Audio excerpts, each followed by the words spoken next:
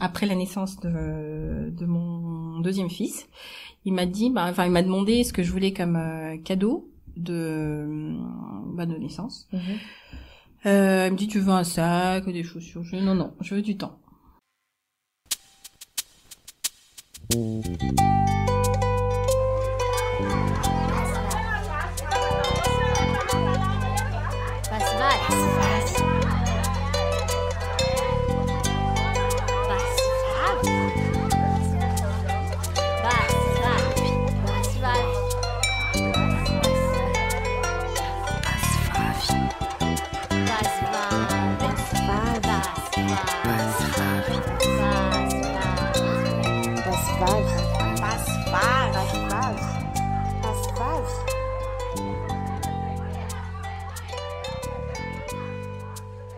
Bienvenue sur BassVav.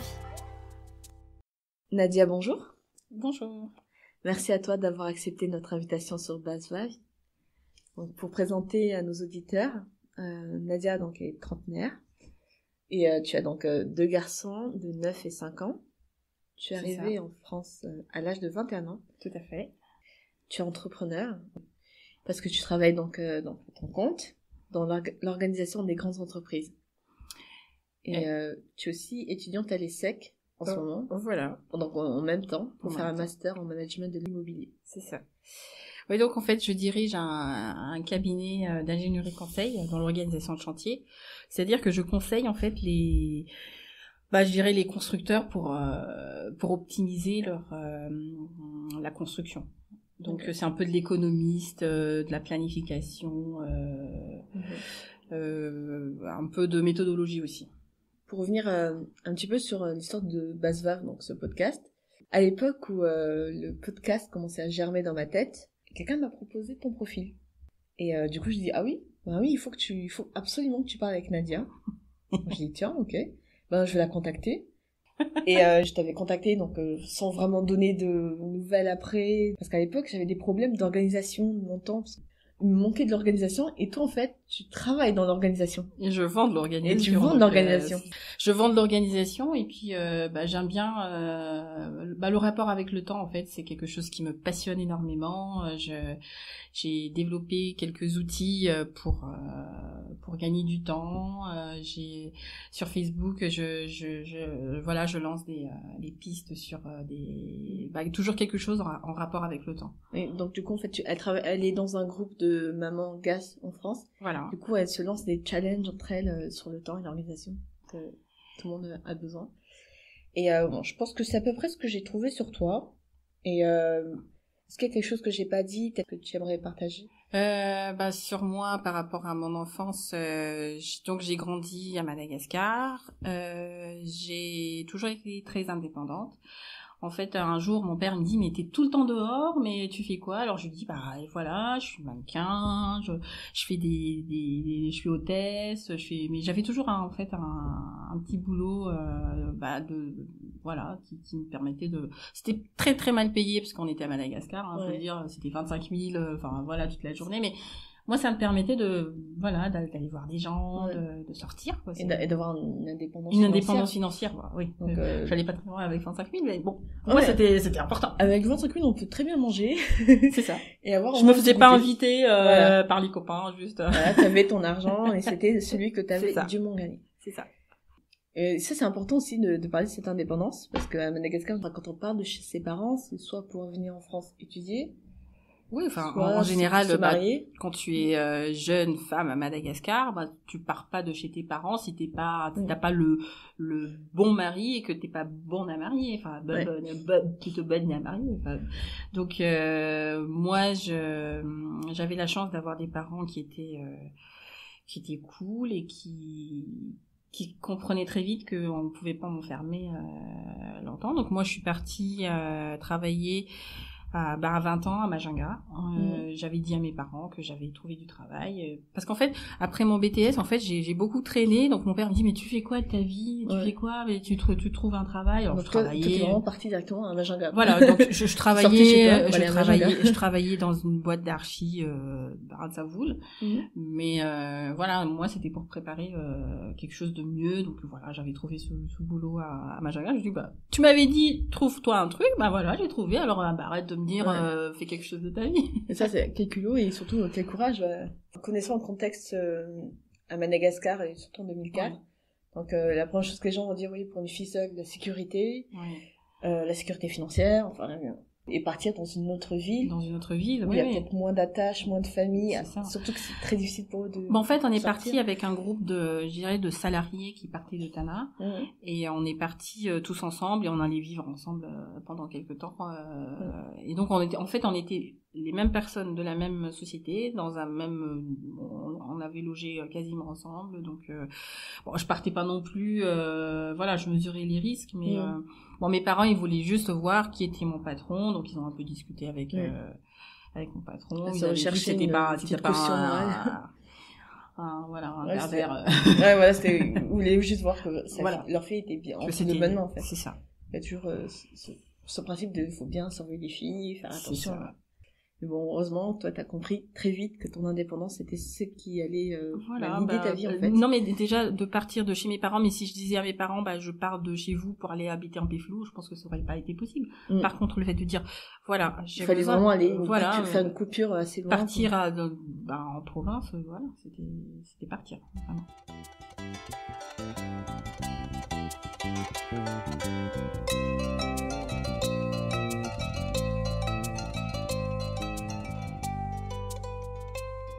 Parler de ta jeunesse à Madagascar et donc après tes 21 ans t'es venue en France et t'as eu des enfants et je sais que t'as eu le besoin de partager ta culture malgache à tes enfants et c'est comme ça que t'es venue l'idée de créer un livre sur Tsingour, un personnage que vous avez choisi à 3 du coup.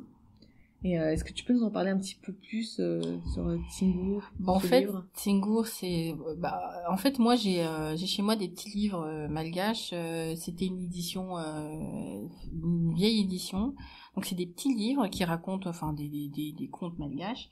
Et donc le soir en fait je raconte les histoires. Donc je lis en malgache et je traduis en français pour mes enfants. Et un jour j'ai dit à mes enfants c'est dommage, l'histoire est tellement belle, c'est dommage que le graphisme soit aussi, peu exploité. Et donc, je m'étais dit, tiens, on se lance. Et comme j'avais quelques histoires en tête, j'avais proposé aux enfants, donc on a choisi tous les 3, Tsingouri. Et je cherchais sur Instagram une illustratrice qui avait une plume qui me plaisait et je l'ai contactée, elle m'a dit oui, on s'est entendu sur le montant et voilà, donc c'est parti comme ça et ça a mis 9 mois, donc 9 mois de gestation. 9 mois de gestation, c'est un bébé. Un beau bébé coloré. C'est ça, un beau bébé coloré. Mais les échanges, donc l'illustratrice est d'origine indienne, mais qui est aux États-Unis, elle est en Californie, et donc tous les échanges qu'on avait en fait passaient sur Internet, et vraiment c'était une personne qui m'a fait beaucoup progresser aussi dans ma vision de l'histoire et de l'histoire de Madagascar, parce que c'est quelqu'un qui connaissait pas du tout Madagascar. Et elle m'a dit envoie-moi des photos, envoie-moi des choses pour m'imprégner de l'environnement de Madagascar. Donc je lui ai envoyé des photos et elle-même elle est allée chercher l'histoire de Madagascar. Elle dit c'est un jeune pays, ça date de les premières révélations c'est à partir de 1400 1500, donc effectivement c'est un très jeune pays. Et donc oui, elle a beaucoup appris sur Madagascar, sur les origines de du peuple malgache, et c'est ça qu'elle a essayé de traduire dans ses dessins. Moi je vois le livre qui est là avec nous. Donc le livre de Tsingour est très coloré. Je sais pas si les auditeurs l'ont vu quelque part, mais c'est quelque chose de très coloré, très vivant. En écoutant ce que Nadia dit de l'illustratrice, je peux dire qu'elle voit Madagascar comme quelque chose de très coloré, voilà, magnifique. Je pense que c'est l'image que j'ai voulu donner aussi de ce livre. C'est la couleur de Madagascar. C'est toute cette diversité, cette richesse en fait de toute cette population, l'environnement, les couleurs. Oui, bah c'est vrai qu'à Madagascar, c'est un continent en fait, avec divers climats, végétation différente selon les régions. Donc oui, c'est exactement ce qui est représenté là. C'est tout sauf du pastel, donc vraiment des couleurs qui pètent, voilà. Et les enfants adorent, hein. Les enfants quand ils voient le livre, vraiment, ils sont. Et il y a beaucoup de détails donc dans les dessins. En fait, il y a beaucoup de détails. Les enfants, même s'ils savent pas lire, il y a beaucoup de détails pour qu'ils s'attardent sur un instrument, un détail sur le personnage, et ce qu'il y a, c'est que, quand on avait construit le livre, les enfants, ils ont participé sur chaque planche de chaque dessin. C'est-à-dire que quand l'illustratrice m'envoyait une planche, donc je soumettais aux enfants. Donc je lui dis, qu'est-ce que tu aimes, qu'est-ce que tu n'aimes pas. Il me dit, moi j'aime bien son sourire. Alors moi le sourire en question, je vois pas, mais lui, avec ses yeux d'enfant, il voit des choses que moi je vois pas du tout en fait, et des choses, il voit des détails que moi je ne vois pas. Il y a beaucoup d'instruments, tous les instruments de musique, et il y a beaucoup de personnages.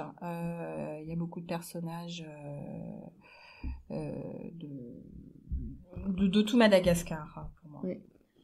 Du coup, en termes de livres, comment c'est en fait d'éditer un livre à Madagascar? C'était facile en fait de créer un livre, enfin de process.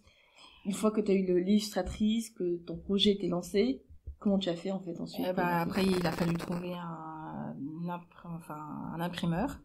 Donc moi je me suis renseignée, j'ai regardé, j'ai comparé un petit peu les prix, et la problématique que j'avais, c'était le nombre d'exemplaires en fait, parce que sortir 10 000 livres et 100 livres, c'est pas du tout le même prix, et surtout pour cette qualité et je dirais la couverture coûte aussi cher que l'impression de l'ensemble du livre. Donc moi je voulais une couverture en dur parce que pour moi c'était important d'avoir quelque chose de qualitatif. Toutes les pages sont illustrées, il y a des images partout. Donc même si on sait pas lire, on peut comprendre aisément l'histoire grâce aux images. Du coup, ça a été dur, c'était de l'autofinancement, c'est de l'auto-édition. C'est ça. Ça m'a coûté le prix d'un grand voyage, mais c'était aussi un voyage à travers. C'est un héritage que je laisse à mes enfants. Culturel, c'est quelque chose que je vais laisser à mes enfants. C'est une aventure que je leur laisse, et puis toute la préparation, toute la diffusion, la présentation à Madagascar et tout ça, en fait, c'est une aventure pour eux. Donc, je voudrais bien faire d'autres livres, mais faut appeler un chat un chat, ça coûte très cher. Le faire en autoproduction, ça coûte très très cher. Donc, je voudrais lancer une crowdfunding pour continuer. Parce que tu veux le rééditer, c'est ça? Voilà. Mais donc continuer, mais rééditer celui-là, oui, et après passer sur d'autres comptes. Donc j'ai deux trois titres en tête que j'aimerais bien. Est-ce que tu vas en parler maintenant ou tu vas garder? Pas du tout. D'accord, très bien. On se connectera à tes réseaux, et comme ça Madagascar Folk Tales sur Facebook, et voilà.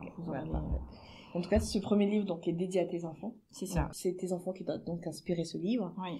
Et eux, ils étaient vraiment acteurs dans chaque personnage. Tu avais dit qu'ils avaient écrit aussi l'histoire avec toi? Oui, en fait, l'histoire, c'est l'histoire qui existe déjà. Mais c'est surtout dans le choix par exemple, le choix du personnage, les traits de caractère du personnage, on a mis 3 mois pour avoir ce trait-là. C'est-à-dire qu'on est passé par plusieurs étapes. Et à chaque fois, on dit oui, non, plutôt celui-là. Et mon but dans le personnage, c'est de trouver un trait qui n'a pas de trait. Je sais pas si c'est compréhensible. Je voulais pas avoir un trait marqué. Je voulais que tout le monde s'identifie. Les traits du personnage, quelqu'un qui peut être tout le monde. Et du coup, donc, la difficulté de trouver un éditeur. Mais ensuite, ça y est, t'as réussi à sortir le livre. Voilà. Il est sorti. Tu as fait des séances de dédicaces. Tout à fait. Tu allé intervenir dans plusieurs endroits pour le présenter. Je l'ai présenté à Paris, je l'ai présenté à Madagascar, mais j'ai épuisé dans toutes les impressions que j'avais dans la première série. Donc là, je suis en train de travailler sur la réédition. Donc ça va arriver bientôt. Quand c'est sorti, il y a eu des critiques autour du livre. Oui. Et il y a eu des critiques autour du livre et c'est quelque chose que mais moi ça m'a permis de comprendre un petit peu je dirais comment les gens perçoivent mon idée. J'ai eu essentiellement une critique sur le roi. On m'avait dit ton roi il est africain, il est pas malgache, il est pas malgache. Il est trop africain et pourtant moi je le trouve très très beau. Et... Ouais, oui, hyper beau. Moi c'est le fait de dire trop noir, c'est toujours un petit peu des restes du colonialisme, et du rejet de l'africanité de Madagascar. Tout à fait. Alors que Madagascar est africain en fait, 50%. Donc oui, il est très beau. Il est noir.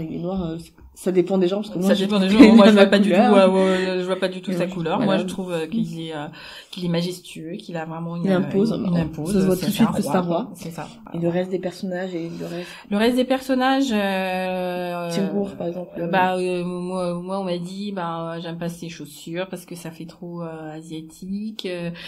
D'autres m'ont dit, le tissu, il est trop africain. Oui, chacun voit ce qu'il veut voir. Voilà, justement, asiatique, africain, c'est un petit peu notre... Voilà, mais c'est ça, en fait. C'est un petit peu les deux carrefours de Madagascar. En termes de vêtements, donc, représentés dans le livre, donc c'est des vêtements que l'on porterait aujourd'hui. Donc c'est un short, une chemise, t-shirt. C'est, le choix du vêtement, c'était pareil, c'était donc pendant les 3 premiers mois, qu'est-ce qu'il allait porter? Est-ce qu'il allait porter un short? Mais c'est intemporel en fait. En fait c'est un sarouel. C'est un sarouel. C'est un sarouel. C'est comme une grosse. De toute façon c'est voilà, il y a pas vraiment de forme, il y a pas vraiment de type. Je dirais il a un t-shirt, d'accord, il a un t-shirt, mais le pantalon, ouais. Intemporel. Voilà, c'est ce que j'ai essayé de faire en fait, un livre qui soit assez universel, qui peut parler à tout le monde, surtout aux enfants. Ouais. Il est hyper beau, donc félicitations pour ce livre. Merci. On a hâte de suivre la suite. Je vais lancer une campagne de financement pour le prochain livre. Ok, on espère que ça marche. J'espère.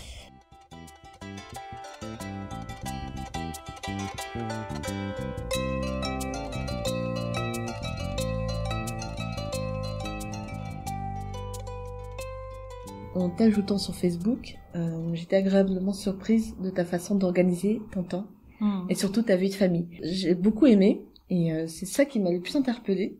Ta façon très malgache, très traditionnelle de t'organiser à la maison, mais c'est aussi très moderne. On ressent toujours l'importance de l'épanouissement personnel, le tien, celui de tes enfants, de ton mari. Et j'aimerais bien que tu en parles un petit peu plus. En fait, nous sommes donc 6 à la maison. Donc il y a moi, mon mari, mes 2 enfants et ma mère et une nièce. Donc on a un co-living qui est chez un charmant. On a 3 générations donc qui est dans la même maison. Le fait qu'on soit 6, c'est beaucoup de personnes et ça fait beaucoup de désordre.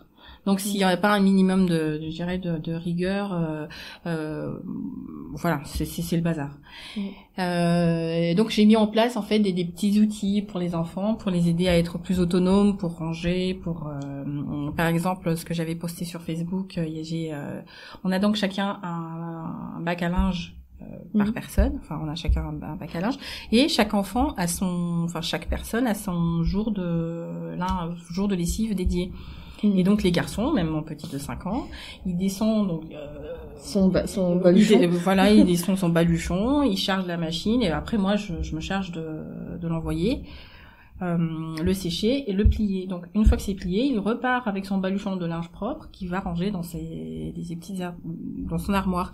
Et j'ai fait en sorte que ça soit des armoires basses pour que les enfants ils soient autonomes, pour que voilà ils ne sollicitent pas pour. Ils ont 9 et 5 ans, je rappelle. Voilà. 9 Donc et 5 ans. ils font ça. Et donc ça c'est pour le linge. Après, par exemple, je sais pas si tu as vu, j'ai des tous les couverts et toutes les assiettes sont, je dirais, à hauteur d'enfant, comme ça. S'ils veulent, par exemple, boire de l'eau, ils n'ont pas à me demander tout le temps, j'ai envie de boire, ils se servent, ils prennent une tasse, ils vont dans la douche. Ils sont autonomes, en fait. Voilà, ils boivent de l'eau. Tout ce que toi, tu as fait pour toi, c'est pour m'aider, moi, à me décharger, pour de la charge mentale. Pour pas me solliciter à chaque fois pour le moindre truc. Donc, eux aussi, c'est pratique pour être autonome.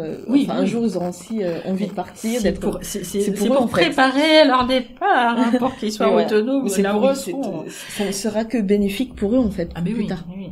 Et donc, pareil, je me fais beaucoup aider par tout le monde, en fait, participe un petit peu à sa tâche.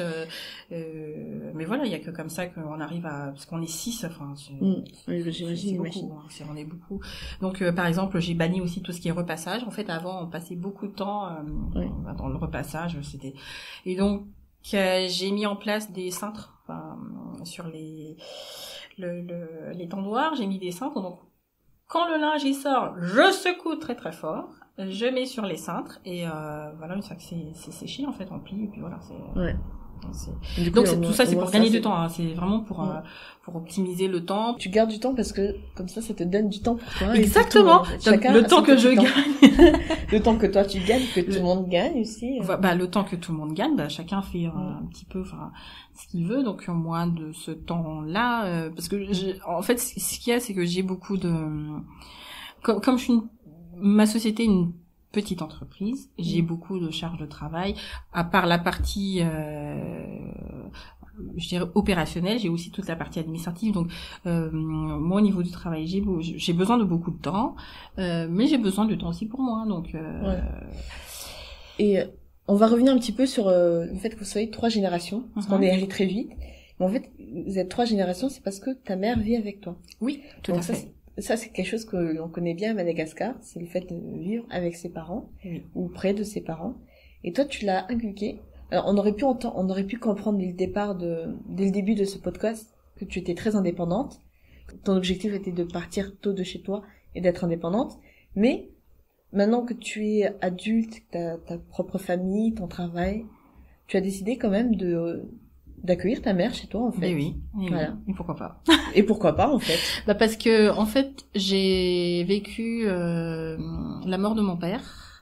Sur son lit de mort, il m'a dit tu t'occupes de ta mère. Donc moi j'avais pas, je veux dire, c'était même pas une option. Pour moi c'était normal.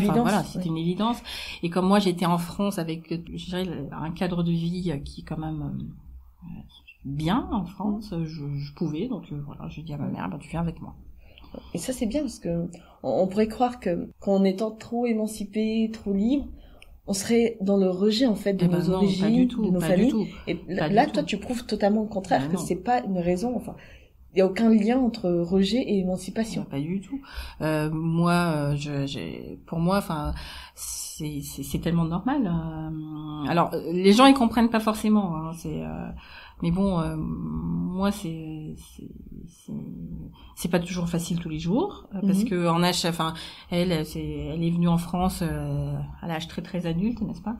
Donc il y a déjà elle avait déjà ses habitudes, elle avait sa petite vie, sa grande vie.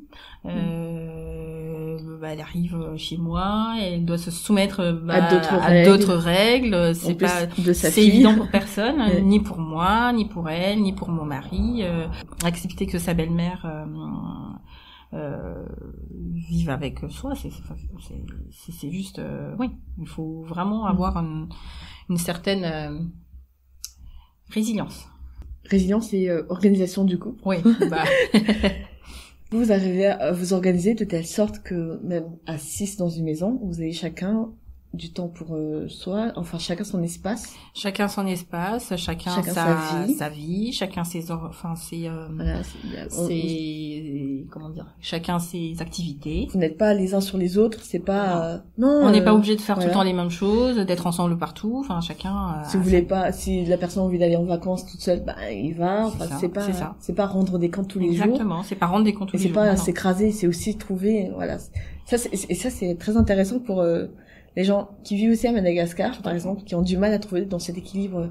Enfin, c'est toujours difficile pour les jeunes, après avoir fini ses études, trouver un premier travail. Tu peux trouver ton équilibre. Mais je pense qu'effectivement, là, dans l'autre sens, c'est ma mère qui vient habiter chez moi, donc c'est pas du tout... c'est pas la même chose. C'est pas la même chose que si moi, je suis venue habiter chez elle avec ma famille. Donc, c'est... Voilà, c'est... Mais bon, ma mère, elle s'adapte bien. Ma mère, elle s'adapte très bien. Elle sait très bien que voilà, voilà, c'est pas chez elle, c'est chez moi, et elle est complètement... Enfin, elle joue le jeu complètement, donc non, c'est... Ça se passe très très bien. Et je pense qu'elle aime bien vivre ici parce que sinon elle serait partie. Je crois. Donc je pense que vous avez trouvé votre équilibre. Mais pour une mamie, avoir ses petits enfants qui l'embêtent tous les jours, qui l'attaquent sur plein de choses, qui elle est obligée ça la rajeunit et puis ça l'aide à garder le cap, à se dire mes enfants ont besoin de moi, ils ont encore besoin de moi, donc moi je m'appuie énormément sur elle aussi dans l'organisation des enfants. Par exemple des activités, les garçons il faut qu'ils finissent à 16h30 pour aller dans une activité, voilà, mamie est là, donc non, c'est 3 adultes pour 2 enfants, c'est confortable. Du coup on va parler de ces activités-là, le temps que tu t'accordes pour toi, oui. Parce que c'est très important pour toi donc d'avoir tes activités, ton épanouissement personnel. Tu peux nous parler un petit peu de comment tu fais pour te dégager du temps, de ce que tu fais de ton temps et... Pour dégager du temps, moi j'aime bien en fait avoir de toute façon mes activités je les inscris dans mon planning, sinon je le ferai jamais. Donc moi je fais du théâtre tous les mercredis après-midi, mercredi soir pardon. Mercredi soir. Et c'est ma soupape de survie, on va dire. Oui, et d'ailleurs elle nous a fait une petite démonstration et j'aimerais bien que tu la fasses pour les auditeurs. Au théâtre, en fait, tu travailles sur ta voix. Voilà, donc, je travaille sur ma voix. Je travaille sur ma voix. Petit exemple. Qu'est-ce que je pourrais faire par exemple, dire qu'est-ce que le théâtre t'apporte dans ta vie, mais dans ta voix un petit peu théâtrale. Je suis ton père. J'adore. Non mais ça c'est m'adore, c'est non en fait le théâtre pour moi c'est une manière de m'échapper déjà de cette de ma vie de maman, de ma vie de femme, c'est pour moi c'est vraiment un lieu où je me repose en fait, en gros. Donc un lieu de repos, c'est important. C'est important de s'accorder des pauses. Des pauses, ouais. Voilà. Et donc toi, la pause que tu as trouvée, c'est le théâtre. Alors moi, j'ai pas tous les jours en fait, j'ai une petite j'ai des petites rituels et moi dans la notion de gestion du temps, gagner du temps, le fait d'avoir des pauses, ça fait partie de mes des choses que je m'instaure en fait là, tous les jours, je me pose 10 minutes pour boire mon thé, regarder les passants, vraiment me poser et mes 10 minutes à voir mon thé, coller ma tête à la fenêtre et voilà, voir juste les gens qui passent, les voitures qui passent. Donc toutes les semaines hebdomadaires, j'ai cette pause de 2 heures où je me consacre au théâtre. Et ça fait combien de temps que tu fais du théâtre? Ça fait 12 ans que je fais du théâtre. Tu vois vraiment qu'il y a des répercussions positives en fait sur ta vie. C'est je sais pas, moi ça m'aide en tout cas. Moi ça m'aide à m'échapper. Donc avoir le temps, tu as le temps parce que tu l'as créé le temps. Enfin, c'est ça. Tu t'es organisé pour avoir le temps. Justement, le fait que j'ai choisi de travailler pour mon compte, c'est pour avoir du temps pour mes enfants. L'année dernière, cette année je le fais un peu moins parce que j'ai d'autres prérogatives, mais l'année dernière, mes enfants, ils finissaient tous les jours à 16h30. Donc moi j'étais devant l'école à 16h30 tous les jours. Ouais. Je venais les chercher. On prenait le goûter ensemble dehors dans la cour. Donc pour moi ça c'était vraiment quelque chose d'important, enfin ce temps-là. D'avoir ce temps avec tes enfants. C'est ça. Et les sorties d'école, moi je suis il faut une maman. Je suis là. T'es là. Il faut une maman. Moi je suis là. En plus du travail le théâtre et les enfants, tu as repris tes études. Voilà, j'ai repris mes Alors, études. Il faut que tu me parles de cette organisation. Je dirais, ce temps-là, je le prends sur le temps de travail. C'est quelques jours toutes les 2 semaines, mais c'est du temps que j'enlève de la partie opérationnelle du travail, que je me consacre. Après ça, c'est la partie présentielle, mais après, le soir, au lieu de regarder Netflix, voilà, je me tape des bouquins d'urbanisme, voilà. Donc c'est ça. Parce que c'est important de toujours garder le temps pour soi. Oui. C'est moins de Netflix, mais voilà, moins de travail au bureau pour aller pour être en présentiel à l'ESSEC, et puis avec les moins enfants. de Netflix pour pouvoir faire les devoirs voilà. de l'ESSEC.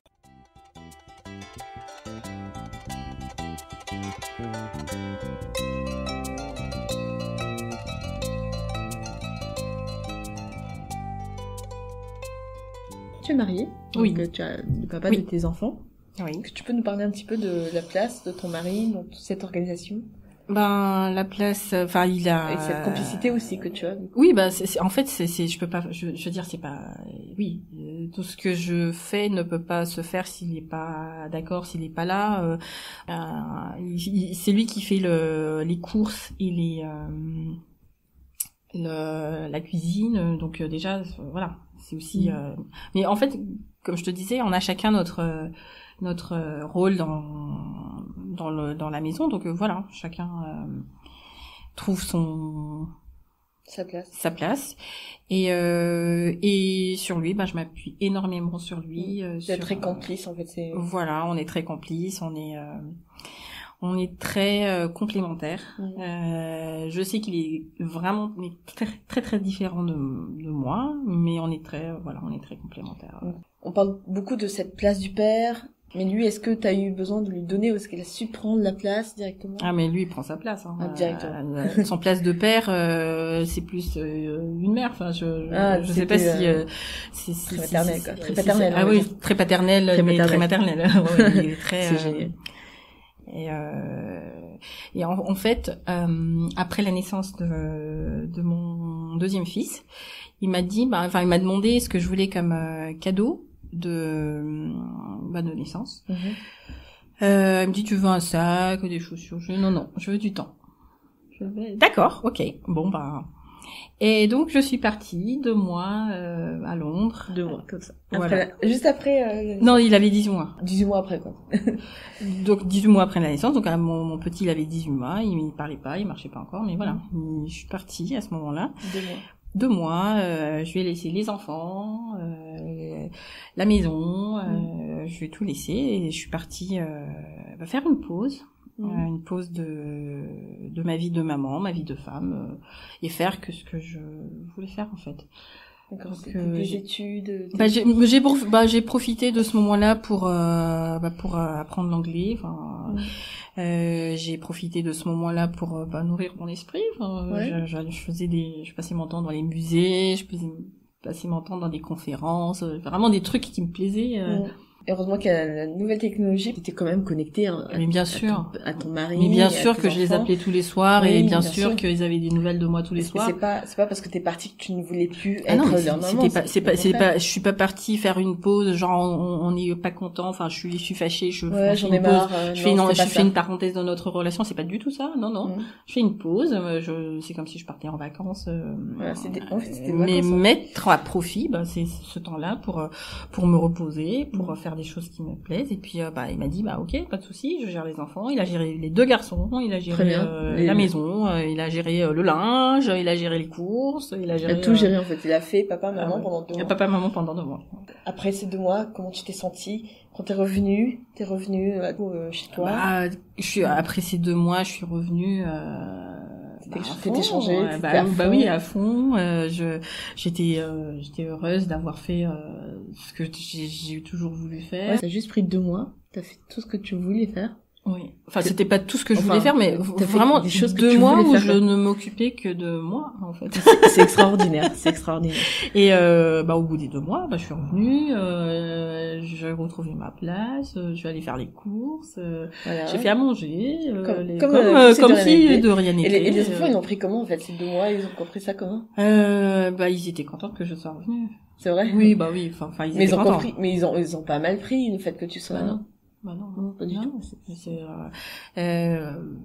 Je les ai pas abandonnés, ils savent très bien que je les ai pas abandonnés. Ils ont pas du tout vu ça comme un abandon, mais alors. pas du tout. Personne C'était pas du tout le cas, donc c'est trop bien, c'est pas les du maris tout le peuvent cas. faire ça. Et mon mari, il a m'a dit oui, donc voilà. C'est le plus beau cadeau, je pense. Mais en fait, il me dit, de toute façon, quand t'es épanoui, tu nous apportes beaucoup, donc voilà. C'est exactement ça. Nous aussi, on est nourris de cette fraîcheur que tu nous apportes après. C'est ça. Maman épanouie, famille épanouie. Ah oui, mais bien sûr. C'est une maman triste tout le temps qui crie, qui est fâchée, oui, qui est aigrie. Oui, famille triste aussi.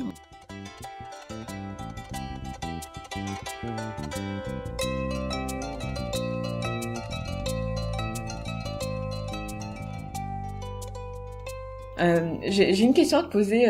C'est est-ce que tu te sens féministe? Oui. Et donc, complètement. Tu es féministe. Et donc là, tu es le cas de la féministe qui est épanouie, qui est indépendante, et qui, même pour son émancipation, ne va pas abandonner mari, parents, enfants. Jamais. Au contraire, c'est une des forces, en fait. Tout à fait. C'est vraiment le cliché de base. Voilà, je suis féministe, mais je m'appuie énormément sur mon mari, je m'appuie énormément sur la présence de ma mère, je m'appuie énormément sur le fait d'être avec mes enfants, et voilà. C'est de là que tu fais ton équilibre et que tu... Exactement, oui. Alors, est-ce que tu as un petit mot pour la fin ou...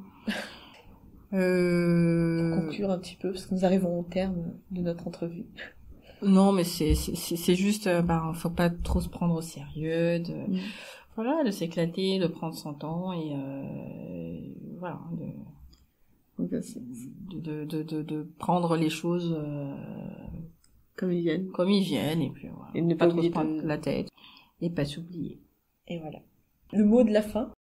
Merci à toi, Nadia. Merci d'être intervenue sur notre podcast, et j'espère que ça va aider d'autres personnes, des personnes qui nous écoutent, dont nous, surtout moi. Merci Marie, merci Oubi, et à très vite, j'espère. À très vite. Au revoir.